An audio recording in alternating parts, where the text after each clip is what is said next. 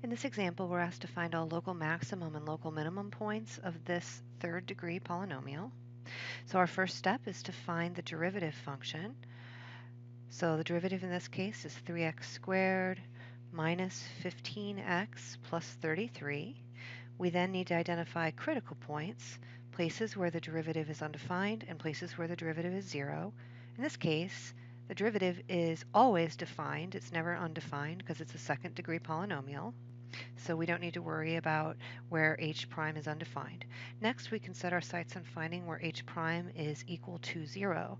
So I set the derivative equal to 0, and I notice first of all that this actually is not factorable.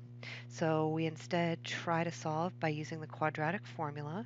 So we're going to do a negative b plus or minus square root of b squared minus 4ac all over 2a. And if you find that discriminant value, the value underneath the square root, you'll find that it's negative 171. And since this problem would involve finding the square root of a negative, we know that there actually are no real answers that could come out of this.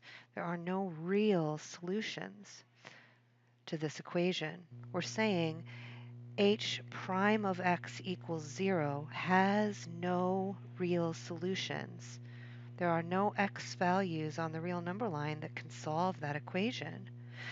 So that tells us that h of x has no critical points. There's no places where the derivative is undefined. There's no places where the derivative equals 0. So if you're thinking about the graph of h of x, that tells us that h of x is never flat.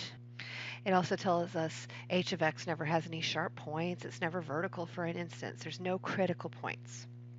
So since it's never flat, h of x, we know for sure, has no local maximums and no local minimums. Because if it did, those would be places where it flattens for an instant. Those would be places that are critical points. So it must be the case that h of x is actually always increasing or always decreasing. And if you wanted to figure out if h of x was always increasing or if it was always decreasing, you just got to figure out, is the derivative h prime always positive, or is the derivative h prime always negative?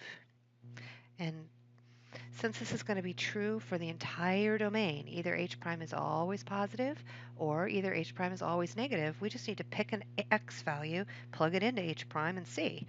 I'm just going to pick x equals 0. I'm going to plug it right into the derivative, and you'll see that the derivative is 33, so h prime is positive. It doesn't matter which x value I picked. Any x value, you're going to find that the derivative is positive.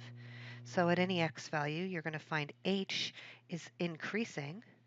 Let's take a look at that in Excel just to verify that we actually see exactly the same behavior that we're making conclusions about here on paper. All right, so in column A and column B, I've got the x values and the h of x values. There they are. And in h prime, I see I have all positive h prime values. I'm just going to make a quick graph of h of x, and we should see that h of x is always increasing. Yep, looks like it's increasing. It almost flattens here, somewhere between 0 and 5, but apparently it never equals a slope of 0. It keeps on increasing.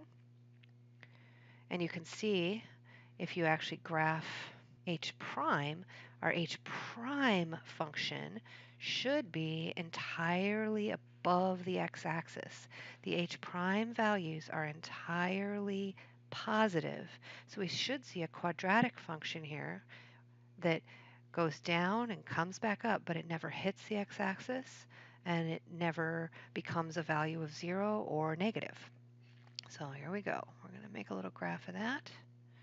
Yep, looks like the derivative is positive entirely. It's always above the x-axis. It does dip down and gets kind of close to the x-axis, but it never actually hits it. So these are the slopes of h. The slopes of h are always positive, and you see again here is h.